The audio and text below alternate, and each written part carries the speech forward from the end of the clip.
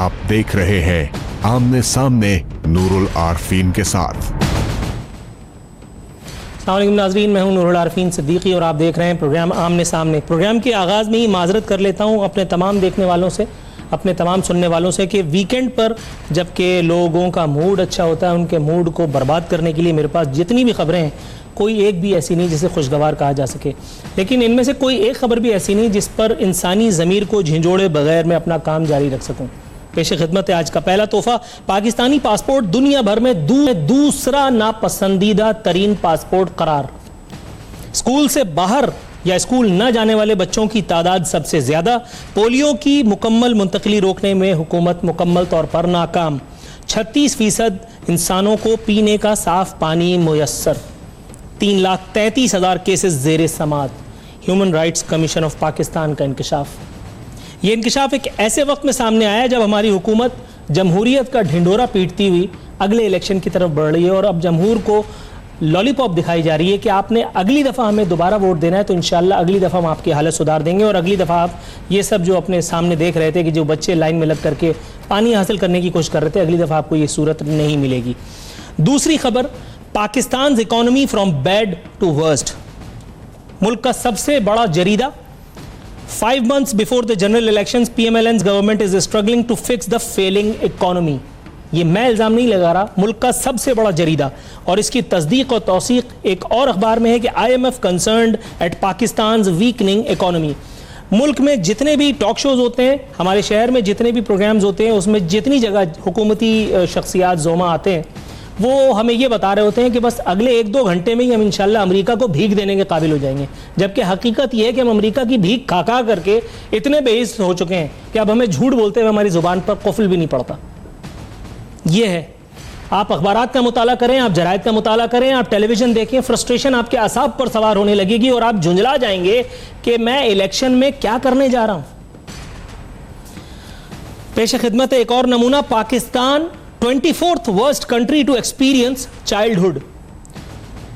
जिंदगी जबरे मुसलसल की तरह काटी है, जाने किस जुर्म की पाई है सजा याद नहीं। सागर सिद्दीकी वो बेवकूफ इंसान था, अल्लाह ताला उसकी मग़फ़िरत फरमाए, कि जिसने पता नहीं क्यों किस जोम में ये शेर कह दिया था, लेकिन ये शेर तो इस खबर की सूरत में सही साबित हो रहा है। इन बच्चों की क्या, मैं आपके और अपने बचपन की अगर आपसे कोई याद मांगू तो आपके पास है कोई ऐसा खुशगवार लम्हा अपनी जिंदगी में? बिल भरते हैं, बिजली नहीं, पानी का बिल देते हैं, पानी नहीं। सेफ्टी सिक्योरिटी की अगर हम बात करें तो इल्ला माशाअल्लाह 4 कुल पढ़ के निकलते हैं, इसके अलावा रियासत की, हुकूमत की, हमारे इदारों की कोई जिम्मेदारी नहीं है। तो फिर हम यहाँ कर क्या रहे हैं? फिर वो रियासत जो किसी जमाने में एक साथ झूम झूम के झूठ बोला करते थे, रियासत होगी माँ की जैसी, उस माँ ने अपने इन बच्चों को क्यों जूते लगाए? अगली खबर है, Pakistan ranked as one of the worst countries for education and skills development. सुबह सिंध की बात करें, सुबह पंजाब की बात करें, सूरत हाल एक है। खैबर पख्तूनख्वा चले जाएं या किसी और जगह चले जाएं, सूरत हाल एक है। एजुकेशन, स्किल डेवलपमेंट, किसी जगह कहा जाता था कि जी गवर्नर हाउसेस को हम बना देंगे, यूनिवर्सिटीज़, किसी जगह कोई यूनिवर्सिटी नहीं बनी, बल्कि जो यूनिवर्सिटी बनी अब या तो वहाँ घोड़ों का अस्तबल बनने के लिए जा रहा है, या तो कार पार्किंग, या तो कोई प्लाजा वगैरह बना करके बच्चे उसमें झूला झूला करेंगे। ये है वो कौम, ये है वो कौम के मेहमार, ये है वो हमारे मसीहा जो हमारी कौम का दिन रात, जिसको कहते हैं ना इन्वर्टेड कॉमास में, उसकी खिदमत कर रहे हैं ताकि अगले इलेक्शन में मैं और आप जाकर इन्हें फिर वोट दें। Pakistan has the worst child mortality rate, ये खबर है। Pakistan measles crisis among worst in the world. और आखिरी खबर, Pakistan ranked 117 out of 180 countries on Transparency International corruption index. बहुत सी खबरें हैं, इनमें से हर खबर पर एक प्रोग्राम या कम से कम एक अदद सेगमेंट तो किया जा सकता है, लेकिन यहाँ वक्त हुआ है प्रोग्राम में एक मुख्तसर सी कमर्शियल ब्रेक पर जाने का, इस फिल्म के एहसास के साथ कि अपनी इस फ्रस्ट्रेशन को आप तक पहुँचा करके आपको सोचने के लिए मैं उकसा सकूंगा, आपको मोटिवेट कर सकूंगा कि काइंडली इलेक्शन ईयर करीब आ चुका है, इलेक्शन ईयर में हम मौजूद हैं, इलेक्शन 1-2 महीने के बाद हैं। इस बार खुदारा अल्लाह और रसूल को हाजिर और नाजिर जान करके अपने वोट का इस्तेमाल कीजिएगा ताकि ये तमाम खबरें अगली मरतबा हमें सुनने पढ़ने के लिए ना मिले। यहाँ वक्त प्रोग्राम में एक मुख्तसर सी कमर्शियल ब्रेक पे जाने का।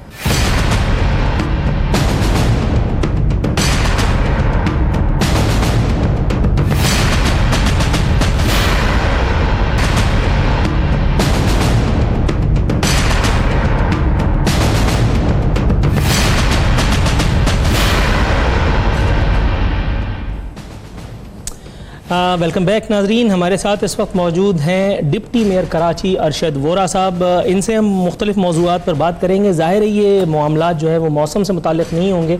कराची में जो हमारी शहरी हुकूमत है, इसे बल्दियाती हुकूमत कहें, इसे KMC की कारकर्दगी का मुहासबा करने की एक कोशिश कहें, इस हवाले से हम बात करेंगे और जानेंगे कि मेयर और डिप्टी मेयर के मौक़िफ़ में इतना ज़्यादा तज़ाद क्यों है।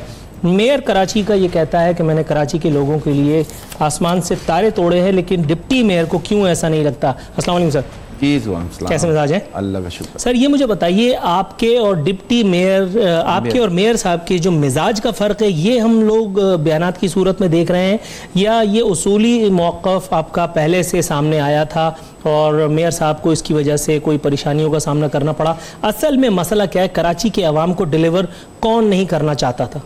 देखिए, विजन का मसला है और कोई इशू नहीं है ऐसा, और जो है आपके सामने है। मेरे ख्याल से तो जो जाहिर सी बात है, being the mayor he has all the powers, और जिस तरीके से, लेकिन वो तो कहते हैं I have got no power. नहीं माशाल्लाह, मैं अभी आपको महकमे गिनवाना शुरू करता हूँ और उन महकमों की मद में जो इनकम्स आनी है और जिस तरीके से बंदरबाट हो रही है, वो सारी डिटेल्स मैं भी आपको दे देता हूँ। लेकिन सबसे पहले आप ये देखें कि आपके पास इख्तियारात थे। आपने तकरीबन 600 मिलियन का हस्पताल की दवाओं का बजट था 2017 की। वो अस्पताल मैं देख रहा था। वसीम अख्तर साहब से मुताल्लिक हो रही है कि आप कब्रिस्तान वगैरह की फुटेज चला रहे हो यार? जी जी सर। तो मुझसे कहा कि भाई 300 मिलियन कर दें हम, क्योंकि मैं हेल्थ में देख रहा था उस वक्त शुरू में। तो उन्होंने कहा ठीक है 300 मिलियन। मैंने कहा 300 मिलियन कर तो बहुत है, मैं वैसे ही ऑलरेडी ज़ीरो फाइनेंस पे चला रहा था ज़कात से के पैसों से, लोगों से। वो पैसे भी नहीं दिए गए, और वो तो बिल्कुल एक तरफ आज भी हेल्थ की मद में ये 1 रुपया खर्च नहीं कर रहे। और ख़ास तौर पर अगर आप देखें आपको मैं महकमे गिनवाना शुरू करता हूँ। आप ये जो बात हो रही है, सबसे पहले तो कराची में जो इश्यूज़ है वो इंफ्रास्ट्रक्चर का इशू है। डेफिनेटली, ठीक है ना। इंफ्रास्ट्रक्चर की मद में, गलियों की मद में, छोटी सड़कों की मद में, इलाके की सड़कों की मद में 8 अरब रुपया वसूल हो चुका है आज तक। ठीक है। 8 अरब का मतलब ये हुआ कि 2 करोड़ की एक सड़क होती है, जो आप मतलब मैक्सिमम 2 करोड़ का एक काम हो सकता है। आप अगर उसको डिवाइड करें 8 अरब से, तो 400 काम 2 करोड़ के होने चाहिए थे कराची में। आज 2018 का इलेक्शन जब नजर आ रहा है, तो पिछले 4 महीने से आप देख रहे होंगे कि सड़क का इफ्तिदा 2-2 करोड़ वाली। तो टोटल अगर आप करेंगे तो 40 मुझे नहीं गिनवा सकेंगे। हाँ ठीक है। 400 में से 40 नहीं गिनवा सकेंगे, बाकी पैसा कहां गया? ये सिर्फ डेवलपमेंट की बात कर रहा हूं मैं, जो कि डेवलपमेंट के नाम पर आया है। इंफ्रास्ट्रक्चर के नाम पर मेरी वसीम अख्तर साहब से मुलाकात हुई, तो मैंने उनसे तस्करा किया इसका कि उनके एक ब्लू आइड कह लें या उनके एक दस्तरास्त कह लें, नैयर रज़ा जैदी उनका नाम है, चेयरमैन है बल्दिया मलिक कोरंगी के। हज़रत ने एक रोड बनाई है, बता रहे थे, इल्ज़ाम लगा रहे थे एशियन डेवलपमेंट बैंक पे कि उसने उस रोड के लिए पैसे दिए हैं। अगर एशियन डेवलपमेंट बैंक के किसी चपरासी को भी खबर लग गई कि हमारे नाम से इतनी बुरी सड़क नुमा कोई चीज़ बनाई गई है कि जिस पे रोड पे मर्सिडीज़ चले या रक्षा या साइकिल सब बराबर है, वो 3 महीने की मेहमान हार्डली शायद अगर हो तो हो। जब मैंने मेयर साहब से तस्करा किया तो उन्होंने मुझे डायरेक्टर टेक्निकल का नाम बता करके और बात इधर उधर कर दी। अब मैं डायरेक्टर टेक्निकल के पास क्यों जाऊंगा? देखिए, आपने ये रोड सही नहीं बनाया। आप जिस सड़क की बात कर रहे हैं, मोस्ट प्रोबेबली जहां तक if I am not mistaken, Malir cantt से आप अंदर जाते हैं मॉडल कॉलोनी की तरफ, ये उस रोड की मैं बात कर रहा हूँ जिसपे नैयर साहब पिछले 2 महीने से अपने नाम के बैनर लगवाए हैं। और आज सुबह भी मैंने वहां पे बैनर देखा है कि शाबाश वसीम अख्तर और नैयर रज़ा ज़ैदी। ये जो है ना, देखें वर्ल्ड बैंक जो कराची में काम करने जा रही है, एम्प्रेस मार्केट का कह लें, या जो है ये ड्रेनेज सिस्टम, सीवेज सिस्टम की रिहेबिलिटेशन का, या जो है वो ओल्ड सिटी एरिया की डेवलपमेंट का, तो वर्ल्ड बैंक उसके अलावा भी और जो काम करने जा रही है। तो उस पर मैंने एक एतराज़ उठाया था कि उस वक्त जो है सिंध गवर्नमेंट डायरेक्ट ही वर्ल्ड बैंक से डील कर रही थी। तो वर्ल्ड बैंक का ये कहना था कि ये क्योंकि हम सिंध गवर्नमेंट को पैसे दे रहे हैं। मैंने कहा फिर ये पैसा तो कराची की आवाम पे खर्च हो रहा है ना, तो कराची की आवाम की मर्जी के बगैर आप नहीं कर सकेंगे ये। खैर उन्होंने KMC को ऑन बोर्ड ले लिया, और उस वक्त उन्होंने कहा था कि हम एज ए डोनेशन एक सड़क आपको कोरंगी में एक पार्क और कुछ चीज़ें बना के दे देंगे हम आपको। तो शायद ये उस मद में पैसे मिले हों और उन्होंने अपना काम निकालना हो। देखिए यहाँ तो हर एक ने अपना काम निकालना होता ना। जब वो ये कहते हैं कि हम पैसे दे रहे हैं आपको क्या, तो मेरा उस वक्त उनसे ये सवाल था कि आप जो पैसे दे रहे हो आपने पैसे वापस लेने? उन्होंने कहा बिल्कुल लेने। कौन देगा वापस? सिंध गवर्नमेंट देगी। मैंने कहा सिंध गवर्नमेंट कराची की आवाम का टैक्स का पैसा आपको देगी and we are responsible for it. अच्छा, वफाकी हुकूमत की तरह मेयर कराची का भी जवाब नहीं कि वो भी, वफाकी हुकूमत भी अपोजिशन का किरदार अदा करती नजर आती है मोस्ट ऑफ द टाइम। इसी तरह मेयर कराची भी एहतजाजी मुजाहरों में शरीक होने लगे हैं। एक हालिया एहतजाजी मुजाहरे में उन्होंने शिरकत फरमाई है और बल्दियाती नुमाइंदे के इलेक्ट्रिक के खिलाफ एक मुजाहरा कर रहे थे। उसमें उन्होंने वो बात बताई जो हम सब जानते हैं पहले से। फरमाते हैं बिजली बहरान गैस की कमी से हुआ, ये पहले से बात है। के इलेक्ट्रिक के मौक़िफ़ की हिमायत, अब आपके सेंसर सिस्टम थोड़ा सा काम करेंगे।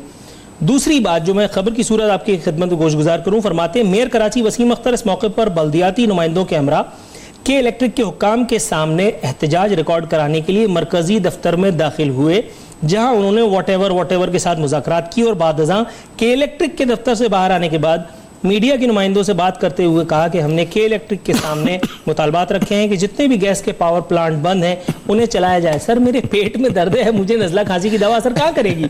गैस के प्लांट को चलाने के लिए तो आपने सुई सिदरन पे दबाव डाल रखा है, वज़ीर आला ने खत लिख रखा है, आज वज़ीर आला ने प्रेस कॉन्फ्रेंस कर दी है कि गैस का इशू इज स्टिल देयर, लेकिन जो प्रॉब्लम है that is with furnace oil पे चलाने वाले पॉइंट। आप वो क्यों नहीं, उसके हवाले से क्यों नहीं बात कर रहे?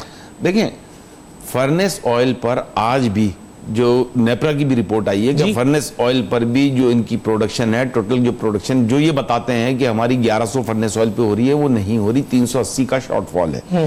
380 मेगावाट का वो शॉर्टफॉल अगर ये फर्नेस ऑयल से बिन कासिम का 180 का अगर ये रिपेयर करते जो 5 महीने से या 3 महीने से बंद पड़ा हुआ है, तो आज ये नौबत वहां पे भी ना आती। अब रही बात गैस की, ठीक है गैस एक इशू जरूर है, लेकिन क्या के इलेक्ट्रिक की जिम्मेदारी नहीं थी कि वो ऑल्टरनेट, उसका काम है, देखिए वो हमसे पैसे लेता है। हाँ। उसका काम है बिजली देना।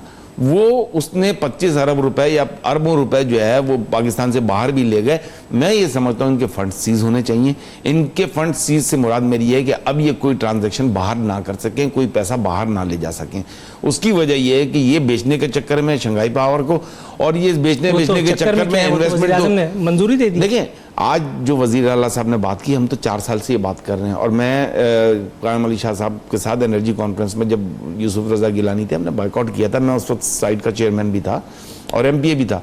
तो उस वक्त हमने जो है आइन का आर्टिकल 158 याद दिलवाया था कायम अली शाह साहब को कि ये 650 मेगावाट। आपने याद दिलवाया था या याद दिलवाने की कोशिश की थी? उनको कहाँ याद रहता है? नहीं, उस वक्त फिर मुराद अली शाह साहब भी एज ए एडवाइजर साथ में थे। अच्छा। उनको बिल्कुल सही कह रहे हैं आप, उनको याद नहीं था। फिर एज ए टीम में देखे जो चीज हकीकत है वो एज ए टीम हमने जो है फिर कराची का इशू को जब लिया तो 650 मेगावाट हमने बाउंड किया। या तो फिर गैस हमने काम बंद करेंगे। गैस पहले जो है आर्टिकल 158 कॉन्स्टिट्यूशन का ये कहता है कि पहले गैस वो इस्तेमाल करेगा जिसके सूबे में जो अपनी जरूरत पूरी करेगा। अब आप मुझे एक बात बताइए, ये एलएनजी जो कराची से जा रही है, पूरी पाइपलाइन जा रही है, दुनिया का कौन सा ऐसा कानून है कि कराची उसके ऊपर टैक्स ना लगाए 1 सेंट का, कि कराची से वो गैस लाइन जा रही है? दुनिया में ये सिस्टम है।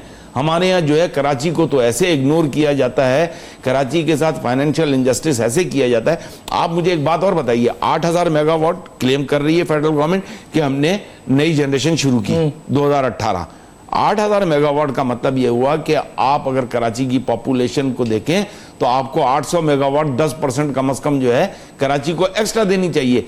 अब वो अलग बात है आप के इलेक्ट्रिक को ना दें, आप किसी और डिस्ट्रीब्यूशन एजेंसी को दे दें, नई डिस्ट्रीब्यूशन एजेंसी बनाएं। कराची की आवाम का हक नहीं है क्या उस 8000 मेगावाट? आपने कुछ ज्यादा मांग लिया सर। कराची की बात जब आती है तो लोग इधर उधर देखने लगते हैं। नाजरीन, डिप्टी मेयर साहब हमारे साथ मौजूद हैं यहाँ वक्त प्रोग्राम में। एक मुख्तसर सी कमर्शियल ब्रेक पे जाने का, ब्रेक से वापस आते हैं।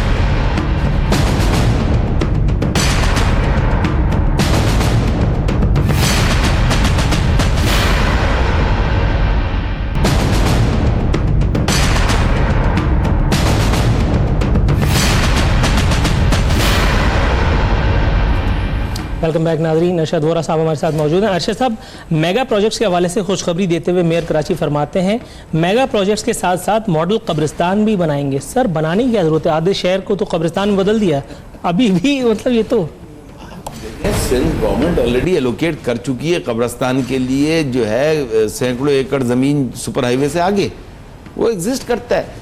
बात यह है कि असल में अनफॉर्चुनेटली मैं भी उसी पार्टी से था। वो पार्टी का कल्चर ही कब्रिस्तान बनाना है ना, शोधा कब्रिस्तान बनाया, तो इसीलिए इसको वो मेगा प्रोजेक्ट कह रहे हैं। अब ये विजन है, तो फिर मैं इससे ज़्यादा तो मेरे ख्याल से इस सब्जेक्ट पे बात करना बेकार है मेरे लिए। आप देखें दुनिया में, हमने कराची में प्लान किया कि हम जो है ऑटोमेटिक पार्किंग जो है वो चाइना से रेडी मिल रही है। मतलब आप ये समझ लें कि तकरीबन 3 करोड़ रुपए की 100 गाड़ियों की पार्किंग जो कि 700 गज की जगह लेती है।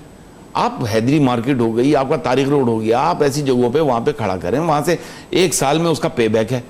आपने वो नहीं करना। उसकी वजह ये कि पूरे शहर को पार्किंग के ठेकेदारों के हवाले किया हुआ है, और मुझे ये बता दें कि केएमसी को करोड़ डेढ़ करोड़ की इनकम मुश्किल से होती होगी।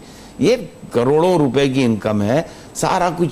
आप ये देखें कि आपने अपना लीगल क्या एक्शंस लिए, आपका एबरटायर जो है, जो मस्बा खाना है, मतलब केएमसी की बल्कियत है। जो चीज़ आपसे नहीं चल रही होती वो पहले दिया हुआ था, ठीक है। अब आपके लोगों ने, अगर करप्ट लोगों ने दे दिया था, केएमसी के अफसरान ने अगर दे दिया था, तो उसके लिए फाइट करें। मैं वहां जाके मुझे गुफ्तगू तो होती रहेगी, इस मौजू पे भी आएंगे, लेकिन एक बात बरसबेरी तस्करा मेरे जहन में आई। MQM PIB, अब तो MQM इतनी सारी है ना, याद रखना मुश्किल होता है। MQM PIB के एक रहनुमा का कहना था मेरे प्रोग्राम में कि 1 करोड़ या 1.5 करोड़ रुपए की रकम, मेरे प्रोग्राम में ऑन एयर कहा था उन्होंने, फैसल सब्जवारी साहब को इनायत की है मेयर साहब ने, और वो भी इसलिए ताकि उनके लिए बुलेट प्रूफ गाड़ी का एहतमाम किया जा सके। आपकी नॉलेज में इस किस्म की कोई बात है? जी, मैं उस वक्त सेंट्रल एग्जीक्यूटिव काउंसिल का मेंबर था। मैं जो हमारी सुप्रीम काउंसिल थी 12 रुकनी में, उसका मेंबर था। उसमें डिस्कस हुआ, उसमें वसीम अख्तर ने एक्सेप्ट किया, फैसल ने एक्सेप्ट किया। वसीम अख्तर ने कहा कि सिक्योरिटी की जरूरत थी, इसलिए मैंने पैसे दिए थे। वसीम अख्तर ने ऑन रिकॉर्ड कहा है कि मैंने 1.5 करोड़ रुपए में मौजूद था, और डिप्टी मेयर इस बात की तस्दीक कर रहे हैं। 1 करोड़ रुपए की बात हुई थी, 1.5 करोड़ नहीं थी, 1 करोड़ की, जो मैं मतलब गलत बात नहीं करूंगा। मैं सुप्रीम काउंसिल का मेंबर था, वो 12 रुकनी कमेटी का, उसमें दोनों ने एक्सेप्ट किया था। तो फैसल सब्जवारी में ऐसे कौन से हीरे मोती लाल लगे हुए कि उनको कौन नुकसान पहुंचाना चाहता है? देखिए, बात नुकसान पहुंचाने की या ना पहुंचाने की नहीं है। बात यह है कि बहुत सख्त जरूरत थी, तो केएमसी का जो पैसा है वो तो आवाम का पैसा है, डेफिनेटली, ठीक है ना। तो आवाम के पैसे को इस तरीके से मिसयूज करना, आप यकीन करें, मैं आपको, जब मैं आपसे 8 अरब रुपए की अभी मैंने आपसे बात की, तो कौन इन्वेस्टिगेट करेगा? क्या फिर मैं खुद कोर्टों में जाऊं कि ये कराची की आवाम का पैसा था, कराची की आवाम पे खर्च होना था? आप कचरे की बात करते हैं। मैंने इसी सुप्रीम काउंसिल में उठाया, जब डिस्ट्रिक्ट ईस्ट के चेयरमैन मेरे पास आए कि हमें आवाम बहुत शिकायत कर रही है और कचरा नहीं उठाने दिया जा रहा। मैंने कहा, मना किसने किया आपको कचरा उठाने से? उन्होंने कहा, हमें मुईद ने मना किया है, जो कि चेयरमैन डिस्ट्रिक्ट ईस्ट हैं। मैंने मुईद को फ़ोन करके डांटा। मैंने कहा, ये क्या तरीक़ाकार है आपका? सफ़र आवाम कर रही है। कहने लगे कि मुझे वसीम अख्तर साहब ने मना किया। मैंने फिर हमारी जो बल्दियात की कमेटी थी उसमें ये इशू उठाया, और उसमें मैंने कहा कि क्यों? तो उन्होंने ये कहा कि Sindh solid waste management board को फेल करना है।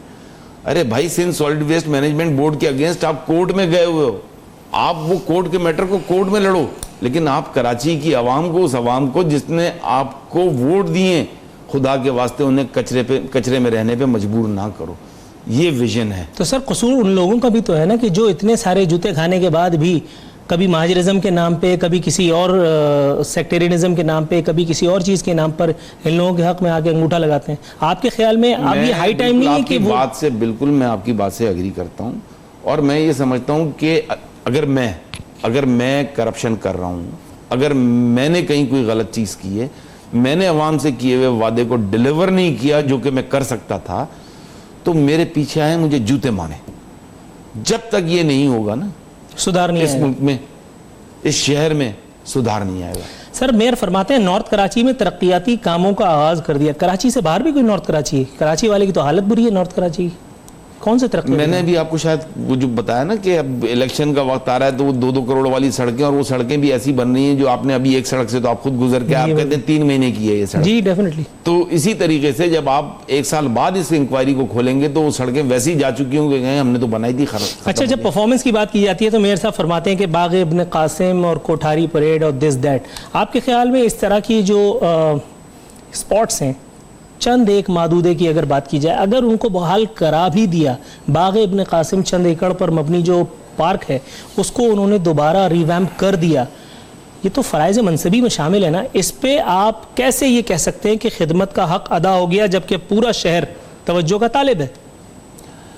देखें, बाग इब्न कासिम का बजट में कहीं मुख्तस नहीं है कोई रकम, और जिन साहब को वहाँ लगाया है, क्या नाम है उनका, मेरे जहन से भी नाम निकल रहा है, जो कि रिटायर हुए थे और वो बदनामे ज़माना थे, उन्हें करप्शन का किंग कहा जाता था, उनको ये एज ए कंसल्टेंट लेके आए और उनको उन्होंने लगा के वहाँ पे अगर ऑडिट हो ना तो आप यकीन करें आधा फाइनेंस डिपार्टमेंट जो है ना वो जेल में होगा।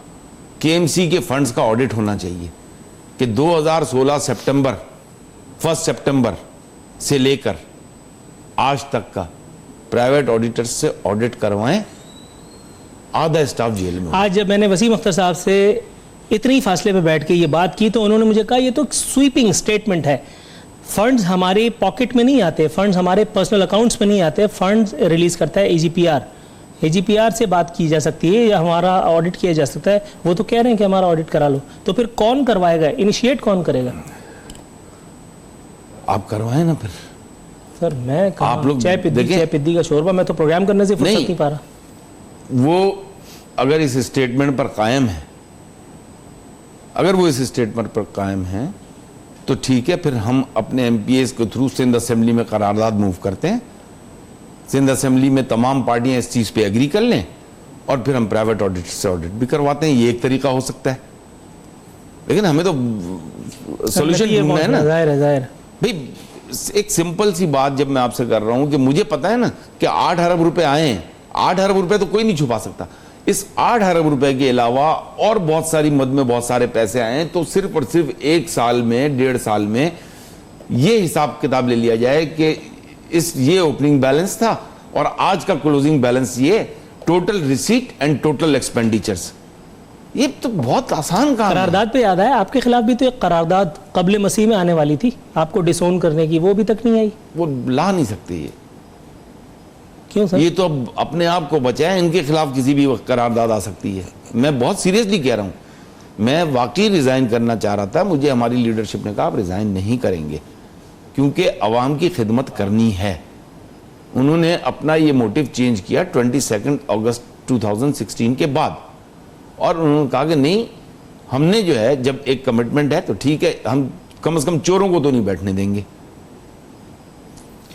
20 तारीख का क्या प्लान है पीएसपी का, और क्या अचीव कर पाएंगे उस एक एक्टिविटी के नतीजे में जिसे एहतजाजी? देखें, के इलेक्ट्रिक से हमारे तकरीबन 12-13 एमपीएस थे, 2 एमएनएस थे, और हम लोग गए, हमने उनसे मुलाकात की और हमने एहतजाजन उनके ऑफिस में भी नहीं गए, बाहर गेट पर ही उनकी जो रिसेप्शन एरिया कह लें या जो भी, वहीं पे बैठ के हमने उनसे मुज़ाकरात किए। उनमें हमने, वो अपनी बात बता रहे थे, हमने उन्हें अपना एक क्वेश्चनियर दिया। वो क्वेश्चनियर में एक हमारी कंडीशन ये थी कि आप अगर कहते हो कि आपका जो है फर्नेस ऑयल पे ये जनरेशन है और इसके अलावा आपकी जनरेशन इससे ज़्यादा हम नहीं कर सकते, तो हमने उनसे ये डिमांड की थी कि आप हमें फिर अपने तमाम जनरेशन पॉइंट विजिट करवाएं, क्योंकि मैं खुद भी इंजीनियर हूँ और मुझे पता है कि इंजन्स को किस तरीके से एवेल्युएट कर सकते हैं, किस तरीके से देख के पता चल जाता है कि ड्यूअल फ्यूल है या नहीं है। तो हमने ये कंडीशन रखी थी कि आप विजिट कराएं, उन्होंने तमाम बातें मान ली, ये नहीं, विजिट वाली बात नहीं मानी। तो इसका मतलब ये हुआ कि फिर जो नेपरा कह रहा है वो सही है, जो ये 500, 450, 380 जो कुछ भी ये मजीद फर्नेस ऑयल पर प्रोड्यूस कर सकते हैं, ये कराची की आवाम के साथ खिलवाड़ कर रहे हैं। Let's hope for the best sir. दुआ है अल्लाह ताला से कि परवरदिगार गर्मी का मौसम साथ खैर आफियत की गुजरवा दे। जितनी भी एंटिटीज़ इस वक्त कोशिश कर रही हैं कराची के अवाम को किसी भी सूरत इस हवाले से रिलीफ देने की, उन कोशिशों को अल्लाह ताला कबूल मंजूर फरमाए। इसी के साथ साथ वसीम अख्तर साहब, सर डिप्टी मेयर साहब ने जो इल्ज़ामात लगाए वो आपने सुन लिए होंगे, आप तक इंशाअल्लाह ताला पहुँच जाएंगे। अगेन ये पेडेस्टल एक बार फिर आपके लिए पेश करता हूँ, आप आइए या आपके घर DSNG मूव करवा दूंगा, live show, recorded show, what ever you ask for, show मौजूद है, मैं भी मौजूद हूँ, सवाल मौजूद हैं, जवाब देना आपके ऊपर है, आपकी सवाबदीद है। इसी एक दावतनामे के साथ नाज़रीन यहाँ प्रोग्राम का वक्त खत्म होता है। नूरुल आरफीन सिद्दीकी और आमने सामने की टीम को इजाज़त दीजिए। फ़ी अमान अल्लाह।